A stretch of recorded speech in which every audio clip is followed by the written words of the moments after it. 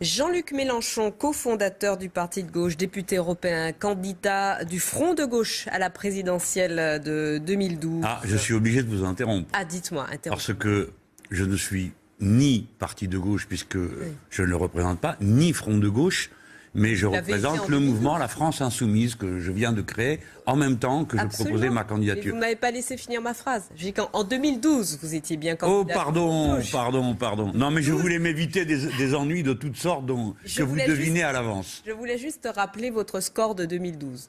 Plus de 11% des voix, c'est-à-dire près de 4 millions de bulletins en votre faveur. Et vous êtes quand même cofondateur du Parti de gauche. Oui, c'est vrai, voilà. oui, bien sûr. Mais c'est vrai que désormais, on y arrive, vous êtes candidat de la France Insoumise, candidat 2017, pour la présidentielle de 2017 de la France Insoumise. Ça veut dire, justement, c'était ma première question, ça veut dire que votre étiquette, c'est celle-là, c'est la France Insoumise, vous n'êtes plus donc le candidat du Front de gauche et vous n'êtes pas non plus celui du Parti de gauche, votre parti. Voilà, je ne peux pas être le candidat du Front de gauche, c'est un cartel de partis qui, comme vous le savez, a le plus grand mal à s'entendre sur quoi que ce soit, et notamment sur la stratégie générale. Donc le Front de gauche a été mis au congélateur par le Parti communiste quand il a décidé de s'engager, lui, Parti communiste, dans la primaire, ce qui est bien son droit. Et donc j'ai dû me mettre en mouvement en essayant de répondre aux questions qui se posaient. D'abord, celle d'une parole indépendante. C'est pour la raison pour laquelle je ne veux pas aller dans les primaires, parce que ça revient à dire que j'accepte le résultat. Or, je n'accepterai jamais de me situer derrière M. Hollande ou M. Valls. Et deuxièmement, parce que je crois que fondamentalement, dans notre pays, la question se pose plus comme avant sur les solutions entre droite et gauche. Elle se pose en termes d'intérêt général humain, et donc il y a une magnifique possibilité de rebrasser tout ça, les frontières, les points de vue, pour aller à une image un peu plus progressiste du futur que ce que nous vivons aujourd'hui. Est-ce que le Front de gauche n'avait pas déjà explosé, notamment avec les régionales, quand vous avez fait alliance par exemple avec les écologistes dans le Nord, mais qu'à Paris, le Parti communiste a fait alliance avec le Parti socialiste? Écoutez, Audrey Pulvar, je crois que si nous devions résumer tous les deux ce qui s'est passé en 3 ans, on y passe toute l'émission.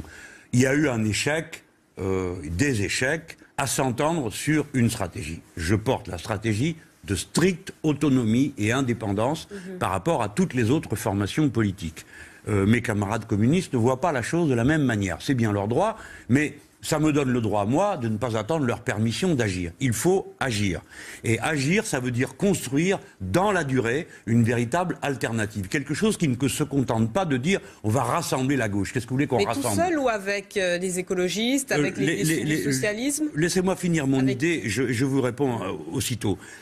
Ça signifie que il faut être indépendant et faire une proposition qui concerne pas seulement nos amis, pas seulement qui parle aux gens qui sont de gauche, mais qui parle à tout le pays, voilà, à tout le peuple, on va dire.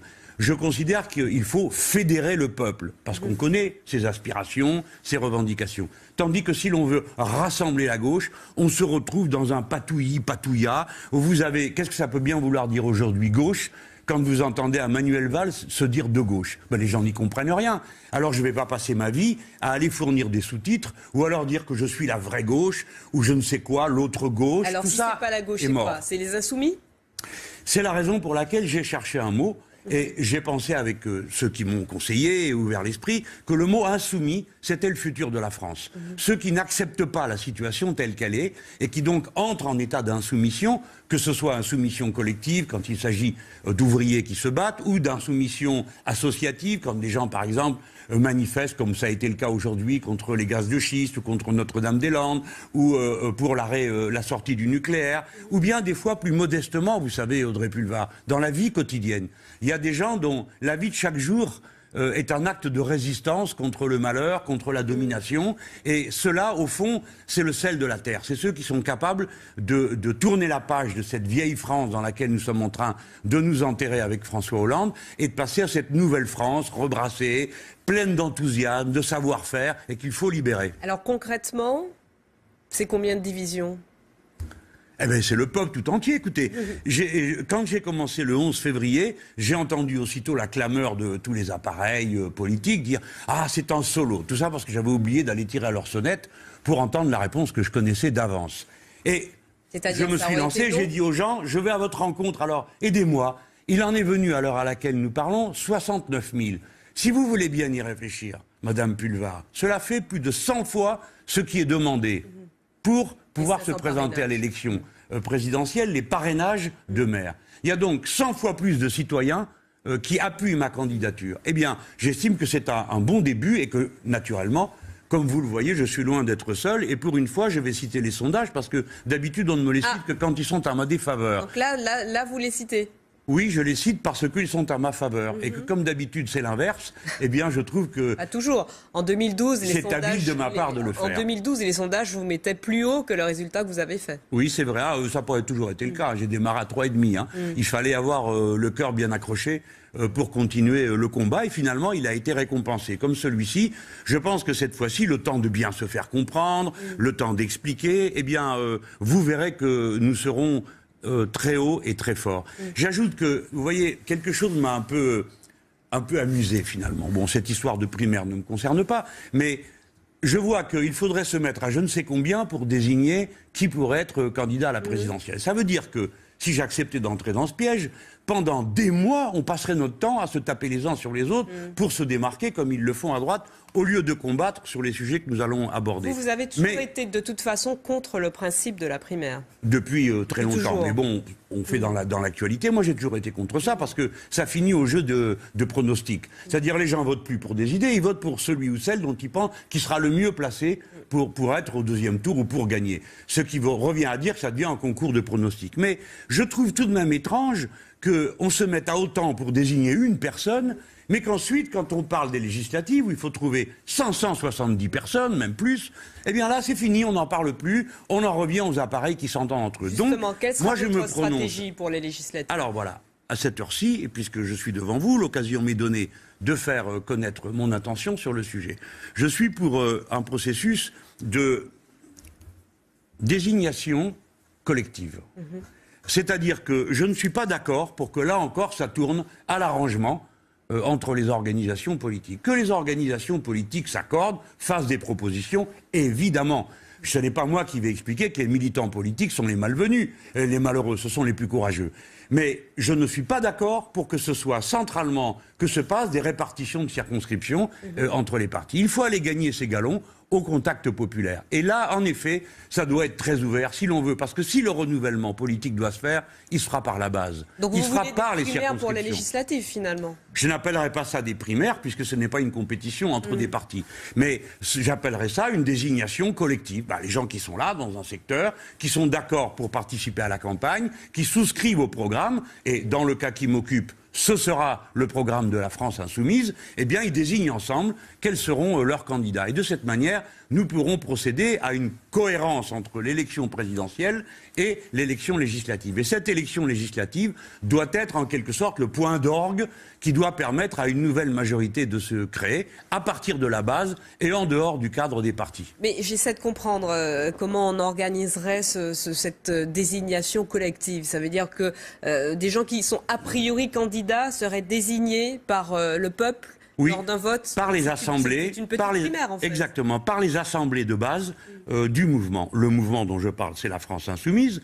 Il est ouvert à tout le monde, qu'on ait une carte de parti ou qu'on n'en ait pas, ce qui veut dire que je règle cette histoire qui a pourri la vie du Front de gauche, qui était que c'était seulement un cartel de partis.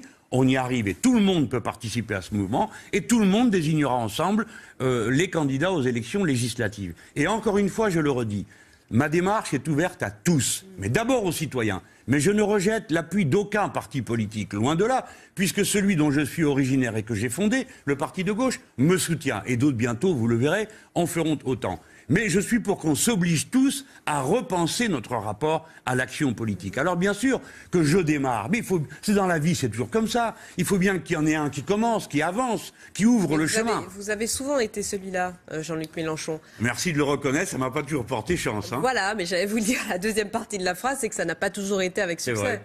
Mais bon, il faut, vous savez, il faut savoir utiliser les opportunités que la vie vous donne.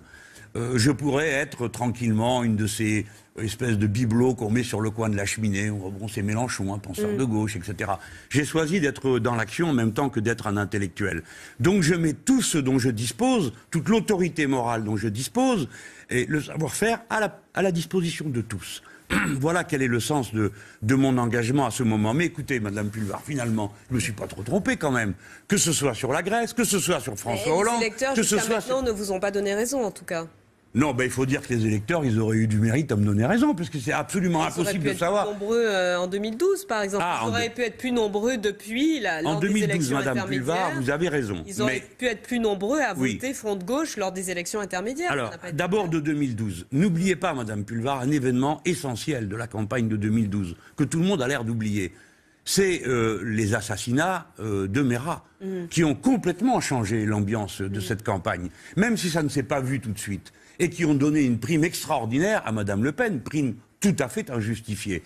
Si bien que dans la bataille contre le système, j'ai souffert à ce moment-là d'un handicap, d'autant que tout le monde voulait d'abord se débarrasser de M. Sarkozy, moi aussi d'ailleurs, et beaucoup ont pensé qu'il était plus utile de voter pour M. Hollande à ce moment-là. Et beaucoup ont cru, comme moi d'ailleurs, que l'essentiel était de se débarrasser de M. Sarkozy. Mais ça veut dire que vous allez encore plus en souffrir en 2017. Vous avez remarqué que le contexte de la menace terroriste a encore augmenté depuis l'affaire Mera. Oui, mais je fais le pari que les Français, hélas, ayant vécu des circonstances extrêmement dures, ont maintenant plus de sang-froid et de recul. Et qu'ils ne se laisseront pas manipuler comme on pourrait le craindre. Je crois que les Français comprennent que le monde est devenu dangereux, aussi bien du point de vue du terrorisme, mais surtout du point de vue social pour beaucoup d'entre eux, et que la question sociale va occuper une place centrale en même temps que la question écologique, parce que ça, les gens ont compris que maintenant, les hommes politiques, la superstructure politique, les hommes et les femmes politiques, n'ont pas une claire conscience de l'urgence du défi écologique, de l'urgence de sortir du nucléaire, de l'urgence de changer notre mode de production et d'échange. On ne peut plus attendre le changement climatique et commencer, Madame Pulvar. D'accord avec vous, et on va en reparler évidemment avec cette déclaration de Ségolène Royal. Sauf que la question de la sécurité, la question de la menace terroriste, elle est aujourd'hui au cœur des préoccupations des Français, elle est même en tête des préoccupations des Français, quasiment à égalité. Non, c'est le travail et le chômage. Quasiment à égalité avec le travail, la question du chômage, du travail et de l'emploi. Et donc, elle sera au cœur de la campagne, et on peut imaginer que si François Hollande est candidat à sa succession, lui qui est à la tête de l'État en fera un thème de campagne important. C'est possible, après tout. Donc, quelle est votre réponse? Les thèmes viennent et puis ma réponse. Quelle est votre réponse sur cette question de la menace terroriste? Qu'il faut la traiter avec sérieux, c'est-à-dire sans trop gesticuler et en étant efficace. D'abord, il faut éteindre la racine. La racine, c'est la guerre en Syrie, en Irak et dans toute cette zone. Ce point est extrêmement important à comprendre.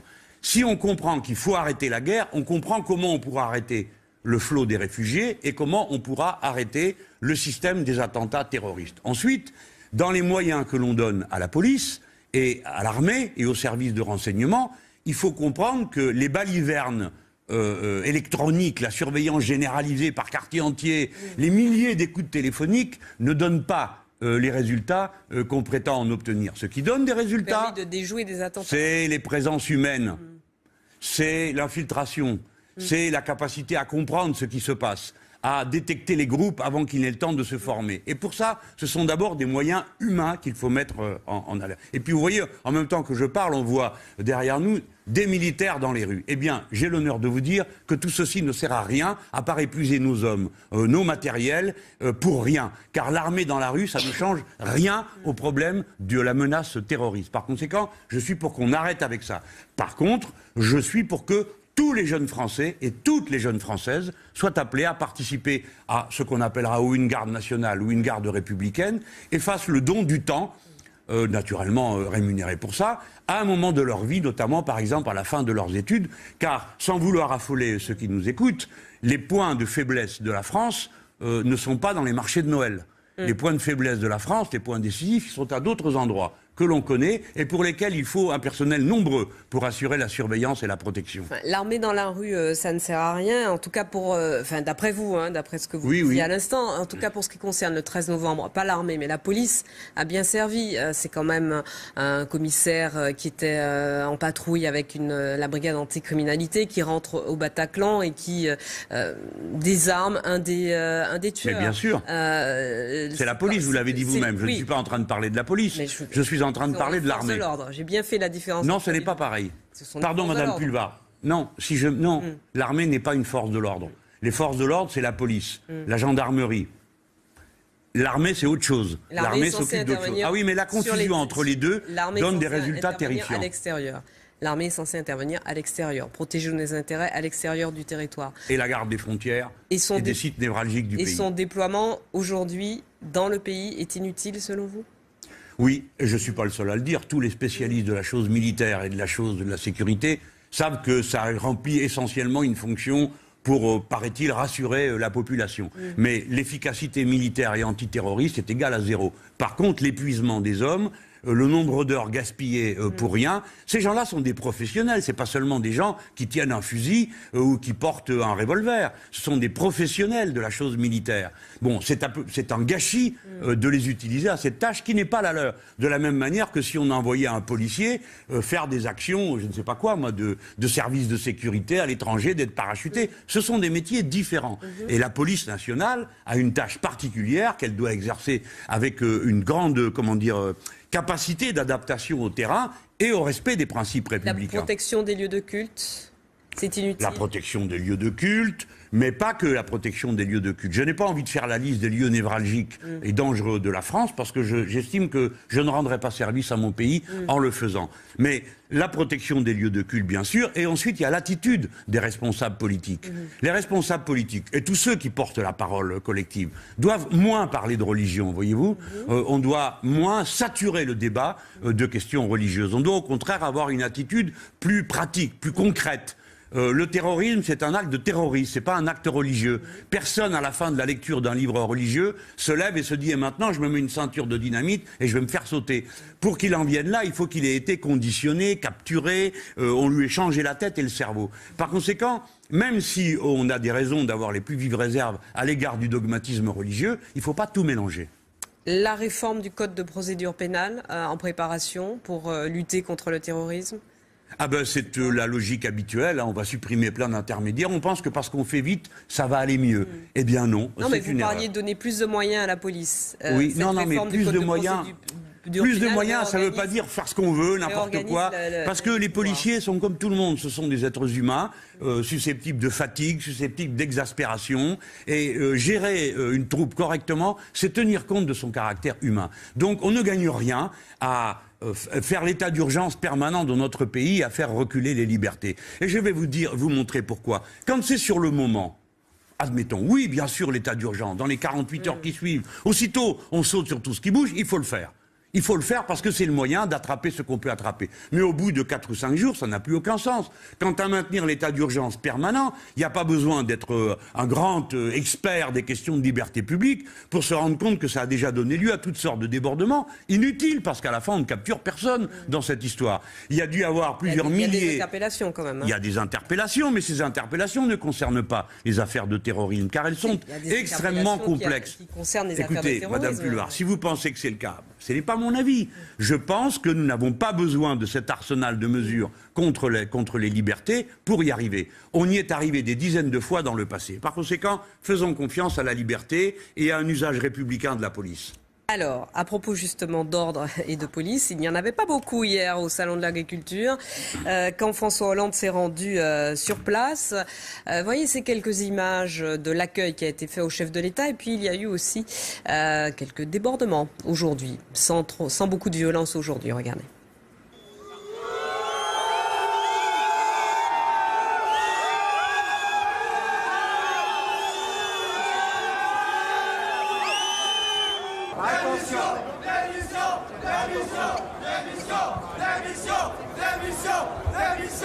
Putain, tu nous bouffes pourri. Ça fait 1 an qu'on lui parle, qu'il nous écoute plus. On est tous après crever sur nos élevages. Il y a des difficultés. On fait notre possible pour trouver des solutions, mais il faut respecter aussi ce ministère, ses fonctionnaires, et je ne peux que déplorer ce qui s'est passé ce matin au stand du ministère. S'il ne la vendait pas la viande, je la vendrai à qui ta viande? Ouais, tu peux me garantir. Tu peux me garantir. J'en ai rien à foutre. Vous respectez personne. Un paysan, ça respecte les gens. Sinon, vous achètez votre putain de viande, d'accord? Vous allez même pas représenter les éleveurs. Vous n'en êtes pas digne, les gars. Merde. Votre réaction, Jean-Luc Mélenchon, à ces insultes entendues à l'égard de François Hollande, à cette ambiance très très tendue au Salon de l'Agriculture? Il faut toujours faire l'effort d'essayer de comprendre. Les gens ne sont pas violents par goût. Je ne crois pas qu'il y ait un seul de ces paysans qui soit naturellement porté à la violence. La souffrance de la population paysanne est considérable. Madame Pulvar, il faut se souvenir que chaque jour se suicide un paysan. Il ne le fait pas parce que c'est à la mode, mais parce que sa vie est arrivée en impasse. Alors, ce qui est en impasse, c'est tout ce modèle agricole. Et les gens ne peuvent pas se faire entendre. Vous avez vu, le ministre de l'Agriculture, lui, il respecte les traités européens. Ce sont les traités européens qui ont conduit à cette situation. Ensuite, il est flanqué de M. Xavier Belin, qui est le problème numéro 1 de l'agriculture française, à la tête de son syndicat, parce qu'il représente ce qui n'est plus vraiment de la paysannerie, mais une espèce de haute industrie liée à la finance et aux grandes transactions internationales. Donc ces gens n'ont la parole nulle part. Ils ont l'impression que personne ne les écoute, même pas leurs propres représentants syndicaux. Vous avez des syndicats qui luttent et qui sont châtiés, je pense à la Confédération paysanne, avec une violence absolument incroyable. Mais je laisse tout ça de côté pour vous dire une chose. Tout ça doit finir. Ce modèle agricole est mort. Est mort. Il empoisonne la terre, il empoisonne l'air, il empoisonne les paysans, il empoisonne notre nourriture quotidienne. Il faut en revenir à une autre conception de l'agriculture, paysanne, relocalisée. Et vous savez, ça va vite à dire, mais ça va être dur à faire. Parce que pour faire ça, il faut trouver 400 000 paysans de plus. Vous savez qu'il y a moins de paysans dans ce pays que d'étudiants. Il va falloir trouver au moins 400 000 paysans de plus. Donc ça veut dire que l'ancienne vision de la paysannerie, les anciennes conditions de vie des paysans ne pourront plus être prolongées. Ni vos enfants ni les miens n'auront envie d'être paysans si c'est pour vivre dans l'extrême solitude et les misères de toutes sortes dans lesquelles vivent les petits paysans. Mais en remettant en cause la politique agricole commune ou en la redéployant? Alors, il faut la remettre en cause, car la politique agricole commune, c'était le grand succès de l'ancienne Europe des Six. En quelques années, l'Europe était devenue autosuffisante sur le plan alimentaire. Les générations actuelles n'ont pas idée de ce que ça veut dire, que d'être tout d'un coup devenu autosuffisant. On n'a plus besoin de personne. Surtout après. Et on était alors sur un modèle agricole où on créait des quotas et des réserves. Alors évidemment, à un moment donné, il y a eu trop de réserves parce qu'on avait trop alimenté le système. Et au lieu de penser à le réorganiser, non, on l'a libéralisé. Madame Pulvar, nous n'avons cessé de dire que ça allait tourner comme ça. Que si vous libéralisez le lait, sur lequel autrefois il y avait des quotas, il n'y a pas besoin d'être un aigle en politique, en économie, pour comprendre que les gens vont là où c'est bien payé. Et l'agriculture allemande a mis au point un modèle où on produit des quantités astronomiques de lait dans les fameuses fermes des 1000 vaches qu'on essaye d'imposer en France. Quand je dis 1000 vaches, là-bas il y en a plutôt 2000. Ou, c'est vrai d'ailleurs pour les porcs de la même manière, tout ce qu'on a libéralisé donne ce résultat désastreux, que l'agriculture suit les cours. Quand tout le monde se met à produire du lait, le prix du lait s'effondre, et puis quand il est effondré, les gens meurent, et ensuite ils redémarrent tout doucement, et vous avez comme ça un truc cyclique où au passage sont détruits des générations entières de paysans. Sauf que pour retrouver un paysan, ça se trouve pas sous le coude. Et donc à chaque fois qu'on en détruit, on a du mal à reconstruire cette agriculture dont nous avons besoin. La solution en quelques grandes lignes ? D'abord, la relocalisation de la production. Moi, je dis les choses franchement. Il faut arrêter de produire pour le commerce mondial dans tous les domaines. C'est absurde. Voilà. Nous avons mieux à faire que de faire du lait pour faire du lait en poudre pour les Chinois. Voilà. C'est absurde de transbahuter du lait d'un bord à l'autre de la planète parce que les Chinois, un jour ou l'autre, finiront par se mettre eux aussi à avoir des vaches et à fabriquer du lait en poudre. C'est grotesque. Par contre, nous avons intérêt à avoir une agriculture qui soit vivrière, qui produisent pour l'environnement, et bien sûr aussi qui produisent sur le marché mondial, là où il y a des carences sur le marché mondial. De plus petites exploitations, donc une remise en cause complète du système agricole. Totalement. Alors, on n'a pas le temps là, mais j'ai des dizaines de mesures qui peuvent y conduire. Installer des paysans, réinstaller des paysans, tourner, c'est-à-dire abandonner la cavalcade aux pesticides dans laquelle nous nous trouvons aujourd'hui. Bref, changer la manière de produire, la manière de vendre et de consommer, parce qu'il va falloir changer les modes de consommation et changer d'une manière générale tout le modèle agricole. C'est pas impossible, on a les recettes pour ça. Je sais que c'est vite dit ici, on est dans une émission, mais on a les moyens de le faire. Ce que je veux dire aux gens, c'est plus vous tardez à prendre la décision de changer ce système dingue, plus ça vous coûtera cher après. Sachez-le bien. Si à chaque élection vous reportez le moment parce que ça vous arrange, un jour ça vous revient en pleine figure et ça vous coûte très cher.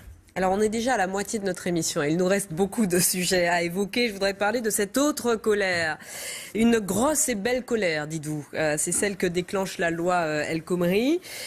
Plus de 700 000 clics pour la pétition anti-loi El Khomri. Une pétition soutenant la loi, quant à elle, a été signée aujourd'hui, à l'heure où nous parlons, par 7000... Alors là, vous voyez la pétition anti-loi El Khomri qui a recueilli plus de 700 000 signatures, 700 000 clics en tout cas. La pétition pour la loi sur le travail signée par le MEDEF a recueilli 7160 signatures, alors nous parlons. Et puis il y a ce mouvement lancé par des youtubeurs, pour bien parler français, avec le mot dièse « on vaut mieux que ça ». Regardez. Les politiques ne nous donnent jamais la parole. Aujourd'hui, il est temps de la reprendre. Faisons-nous entendre grâce au hashtag « On vaut mieux que ça ». Eh copain, c'est quoi? Ton boulot, y a personne qui en parlera mieux que toi. Alors va sur le réseau social de ton choix, utilise le tag « On vaut mieux que ça » et raconte-nous la dernière fois qu'au taf, t'as eu l'impression qu'on se foutait de ta gueule. Raconte-nous la première fois où on t'a demandé un truc impossible ou absurde. La fois où on t'a refusé un boulot pour des raisons injustes. Quand ton taf a commencé à bouffer tout le reste. Quand on t'a demandé de bosser gratos ou qu'on t'a sucré ta paye ou ta prime. Envoie ton témoignage vidéo, écrit, audio, anonyme ou pas, avec le tag « On vaut mieux que ça ». Nous, on s'occupe de créer une plateforme qui regroupe ces expériences et diffuse cette parole pour la mettre en valeur. On veut mettre à disposition nos compétences pour créer des visuels, monter des vidéos et faire entendre nos voix à tous. On est resté silencieux bien trop longtemps, les amis. Et c'est facile pour eux de gouverner, de nous ignorer, de nous mépriser quand on se fait pas entendre. Donc là maintenant, faut qu'on se bouge. On va leur montrer nos vies et nos rêves. On va leur montrer qu'on n'est pas dupes des conséquences qu'ont sur nos vies à nous, les décisions qu'ils prennent. On va leur montrer qu'on vaut mieux que des petites décisions. On va leur montrer ensemble qu'on vaut mieux que ça. Alors on en est à peu près, à l'heure où nous parlons, à 150 000 vues sur cette chaîne YouTube. On vaut mieux que ça, avec ce mot. Voilà, la France insoumise, c'est ça. On vaut mieux que ça. Ça m'a rappelé nos vies valent mieux que leurs profits. Oui, et plein de mots d'ordre de cette nature. Mais je vous le dis encore une fois, voilà, ça c'est l'espérance qu'on peut avoir dans notre pays. C'est cette France insoumise, moi je les félicite. Et c'est vrai que la loi El Khomri, elle repose au départ sur l'idée que les Français vont se laisser faire. Je pense que Valls et Hollande pensaient que, comme le reste, ça finirait par passer et que les gens l'avaleraient. Mais il y a eu immédiatement une belle réaction et les gens ont compris que c'est leur vie quotidienne qui va être détruite. Vous voyez, quand tout ça est très technique, hein, ça prend du temps, mais on va prendre un ou deux exemples. Surtout, le texte n'est pas encore à l'examen. Oui, mais il ne sera examiné qu'à partir de début mars. Donc il peut être amendé. On est loin de. Il y a loin de ce qui est dit. Mais moi, en attendant, je dis comme tous ces gens. Il faut retirer ce projet de loi. Voilà. Pour commencer, il le retire. Et après, on discute. Pas, on dépose des horreurs et à la fin, on comptera combien il restera d'horreurs qui auront été fait voter. Donc, ils doivent retirer leur texte. Vous avez vu, ça va très vite. Car au départ, les choses allaient lentement. Les syndicats ont pris une initiative, se sont rencontrés et ils vont se revoir le 3. Moi, je souhaite une marée citoyenne. Et je suis heureux de voir que déjà, de manière quasi spontanée, pour le 9 mars, il y aura tout un élan. Je souhaite que le 9 mars soit une grande réussite, que ceux qui se préparent ensuite, car pratiquement il y a des rendez-vous toutes les semaines maintenant, mettent en mouvement cette France insoumise de manière à faire retirer le texte. Je le dis, l'objectif, ça doit être le retrait du texte. Les gens, ne vous laissez pas faire.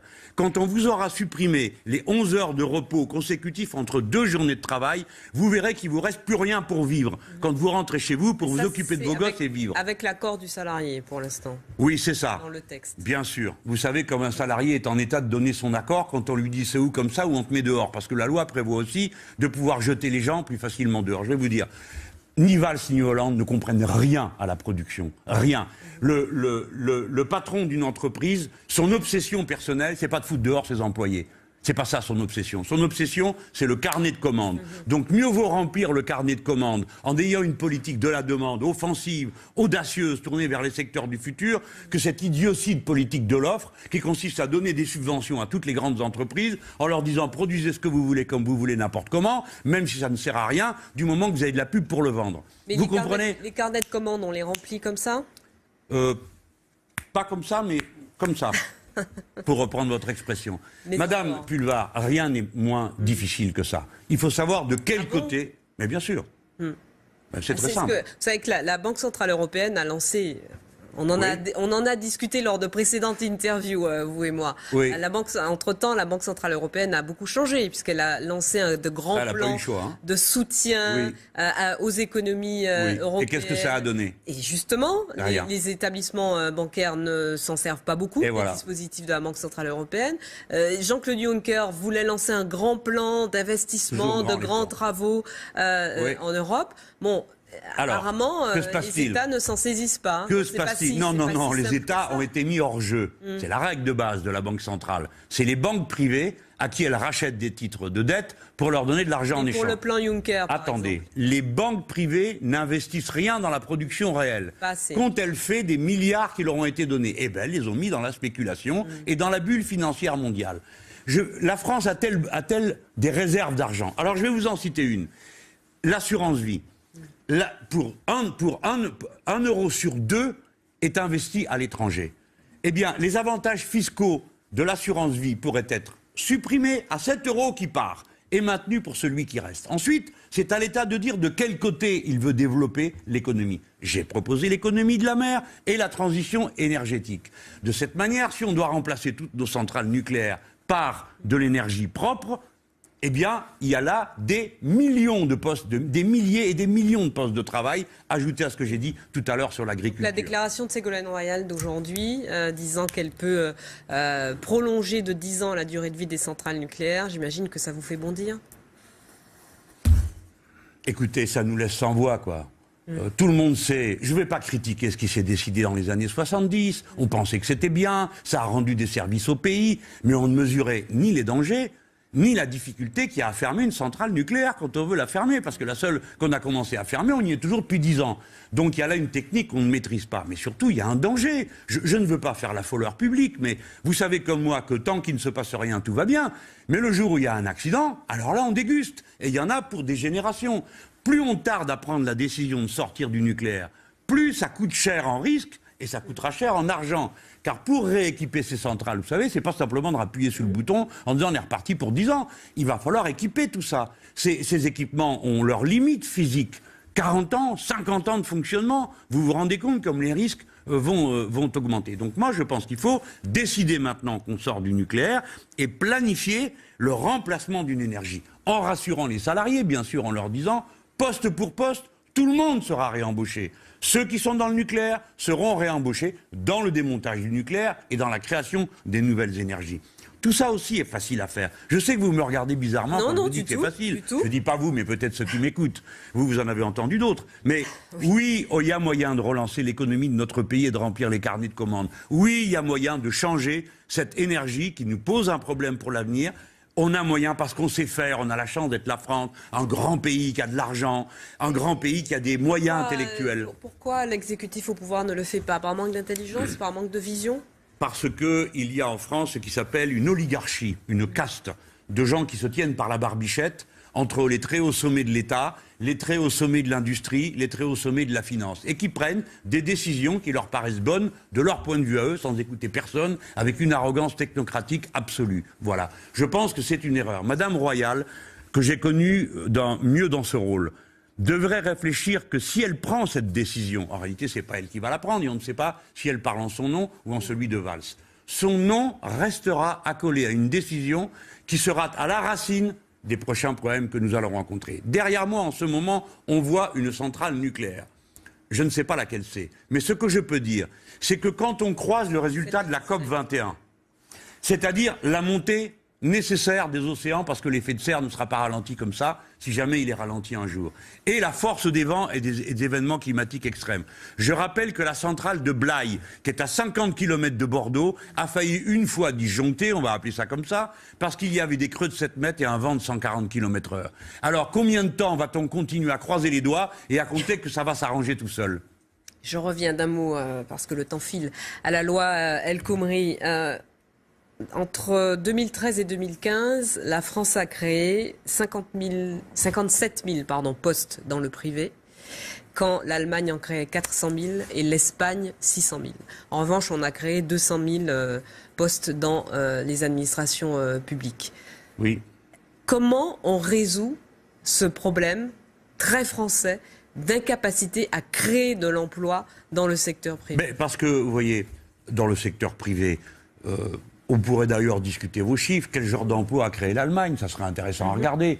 Mais ça, bon, les Français, il y a toujours besoin d'avoir un modèle. C'est toujours mieux chez l'autre. L'herbe est plus verte dans le champ d'à côté. Non, la France a extraordinairement bien résisté en dépit de l'incurie de ses dirigeants et de la prédation capitaliste et financière qui se fait sur elle. La France pourrait trouver une énergie nouvelle si elle se donnait des horizons. Là, elle n'en a aucun. Le message du chef de l'État, vous l'avez entendu, c'est la politique de l'offre crée de la demande. Une baliverne qui date du XVIIIe siècle. C'est-à-dire, produisez ce que vous voulez pourvu que ça coûte pas cher. C'est pas comme ça qu'il faut faire. Le génie français, c'est l'État qui pilote, qui planifie, qui organise, pas qui possède. Si nous planifions l'économie de la mer, si nous décidons d'installer des installations de production d'énergie, des fermes éoliennes, mais aussi des fermes d'algoculture, et ainsi de suite, nous serons une nation très forte, car nous sommes le 2e territoire maritime du monde. Pardon, je pourrais parler de l'espace. On ne fait rien de tout ça. On a 2 malheureux qui regardent la pointe de leurs chaussures et qui croient aux sottises libérales, à savoir que l'argent s'emploie tout seul au bon endroit. Non, il y a un capitalisme financier, et c'est là-dedans que se font les grands taux de profit. Il faut obliger l'argent à revenir sur Terre, et l'emprisonner sur Terre dans l'économie réelle. À propos de l'Allemagne, je voudrais qu'on parle quand même de la crise migratoire. Oui. On va écouter ensemble et revoir l'extrait de cette interview d'un photographe turc qui a photographié sur les côtes turques, c'était au début du mois de février, le naufrage d'un bateau de réfugiés. Et cet homme livre son témoignage. Il est journaliste, il est photographe et c'est d'abord un être humain. Écoutez-le. Ça a déclenché tellement de questions chez moi, mais je ne pouvais répondre à aucune d'elles, parce que je ne pouvais rien faire, parce qu'il n'y avait que des cadavres, parce qu'il n'y avait personne en vie ou quelqu'un qui avait besoin d'être sauvé. Il n'y avait que des cadavres et ce bébé en face de moi. Je pouvais seulement prendre des photos. Mais après ces photos, le temps de la réflexion est venu. Je me suis assis et je me suis dit, que se passe-t-il avec l'humanité? Que se passe-t-il avec le monde? Que se passe-t-il avec l'humanité? Est-ce que l'Europe est en train de se désagréger à la faveur, entre guillemets, si on peut utiliser cette expression, de cette crise migratoire? L'humain d'abord, c'est l'un de vos slogans. Oui. On a un peu la sensation que l'humain a disparu de la gestion de cette crise migratoire. Oui, parce que tout le monde est poussé à l'égoïsme et une image chasse l'autre. D'abord, il y avait un enfant noyé. 300 enfants se sont noyés cette année. Plusieurs milliers de morts. Je demande que les gens, quelle que soit leur opinion, fassent juste une pause. Le père ou la mère de famille, le frère ou la sœur, se demandent, mon frère, ma sœur, mon enfant est parti, et pendant des jours, j'attends des nouvelles. Et je ne sais s'il a disparu, s'il a survécu. Une famille entière est partie. L'homme s'est noyé, ou bien c'est la femme, ou bien on a perdu des enfants. 10 000 enfants ont été perdus en cours de route dans cette migration. Des milliers d'enfants attendent à Calais leurs parents qui se retrouvent de l'autre côté en Grande-Bretagne. Donc il y a une chose que nous devons sans cesse nous dire. Toutes ces personnes sont nos frères et nos sœurs en humanité. Ne l'oublions jamais. Gardons-nous des formules simplistes du genre « ça va faire un appel d'air si on les traite bien » et que donc il faudrait les maltraiter pour les dissuader d'arriver. Mais il faut d'abord comprendre à quel point ils sont maltraités pour être obligés de partir. Personne n'a envie de partir de chez soi. Par conséquent, il faut tarir la source au départ. Ni les accords commerciaux inégaux qui ruinent les économies locales, ni les guerres, ni notre participation aux guerres qui font fuir les gens. Et une fois qu'ils sont en route, il faut les traiter en êtres humains. Ce qui se passe est une horreur. Est-ce qu'Angela Merkel, pour ce qui concerne la crise migratoire, au moins on reçoit votre approbation? Vous Écoutez, critiquez, je ne vais pas critiquer des gens qui disent des paroles sensées. Lorsque Mme Merkel dit « je vais accueillir 800 000 personnes », je suis content pour les 800 000 personnes. Mais je fais attention à ce qu'elle dit juste après. Vous voyez bien que l'Allemagne n'a pas tant de moyens que ça de diriger l'Europe, puisqu'elle a bien du mal à imposer sur la crise migratoire sa vision et la question... Oui, ne mélangeons pas les sujets. Encore heureux que ce ne soit pas l'Allemagne qui dirige l'Europe, car il nous en cuirait à tous. C'est le reproche qui mais Mme Merkel a adopté un point de vue qui n'est pas tenable. Parce que quand elle dit « j'accueille 800 000 personnes », entre-temps, elle a changé d'avis, mais apparemment, personne ne s'y intéresse en France.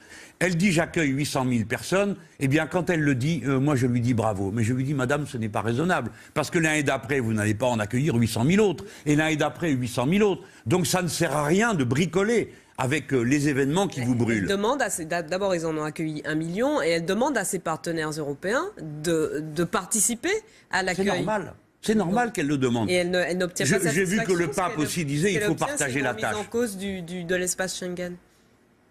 Oui, mais vous avez vu ce qui se passe. C'est pas les Français prétendent accueillir 24 000 personnes, n'est-ce pas, ou 30 000. C'est-à-dire, en gros, en 2 ans, ce qu'elle fait d'habitude. Donc il n'y a aucun effort qui est fait de ce côté-là. Et l'opinion française est traumatisée par les images de la jungle à Calais. Mais la bonne question à se poser, c'est que font ces gens à Calais? Où veulent-ils aller? Ils veulent aller en Angleterre. Pourquoi n'y vont-ils pas? Pourquoi n'ouvre-t-on pas la porte? Parce que nous avons signé un accord avec les Anglais, d'après lequel il paraît que leur frontière est chez nous. Et c'est nous qui sommes leur garde-barrière. Je ne suis pas d'accord. Que les gens qui sont à Calais puissent aller en Angleterre. Et d'abord, tous ces enfants dont les parents sont là-bas. À quoi bon cette souffrance qu'on leur inflige? À quoi bon détruire une partie du camp et les éparpiller partout autour? C'est la 2e fois qu'on va détruire un camp à Calais. Tout ça est insupportable. Ces décisions ne sont pas réalistes. Elles ne sont pas rationnelles. Il faut donc prendre des décisions rationnelles. C'est mieux de les laisser dans ces camps, dans les conditions dans lesquelles ils sont. Ils sont dans des conditions... Mais dans ce cas-là, noyons-les tout de suite. Comme ça, Madame Pulvar, le problème sera réglé. Ce n'est pas tout non, mais Madame, le choix ne peut pas être entre eux. De les reloger dans des structures où ils sont un peu plus correctement traités. Écoutez, ces gens veulent aller en Angleterre, qu'ils y aillent. Voilà la réponse que je fais à cette situation. Alors, ils veulent aller en Angleterre, donc ils y vont. Vous qui parlez de remettre en cause les traités européens, est-ce que justement... avec cette crise migratoire qui est en train de révéler tout un tas d'autres fractures européennes, est-ce qu'on n'a pas besoin de plus d'Europe aujourd'hui que de moins d'Europe? Qu'est-ce que c'est moins d'Europe?